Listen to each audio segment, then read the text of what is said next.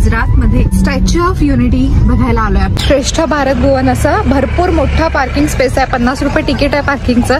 इथे आपल्या गाड्या पार्क करायच्या जर तुमची काय प्रायव्हेट व्हेकल असेल तर. आणि त्याच्यानंतर त्यांच्या बसेस आहेत तिथून ते आपल्याला प्रत्येक ठिकाणी नेतात. मित्रांनो, तुम्ही कधी विचार केलाय का की चेन्नईवरून मुंबईला किंवा दिल्लीवरून भोपाळला जाण्यासाठी आपल्याला जर विजा लागला असता तर? तुम्ही बोलाल मी हे काय विचारते, विजा तर दुसऱ्या राष्ट्रात जाण्यासाठी लागतो. बरोबर, भारत एक अखंड राष्ट्र आहे आणि हे सगळे एकाच भारताचे भाग आहेत. त्यामुळे इथं जाण्यासाठी विजा नाही लागला पाहिजे.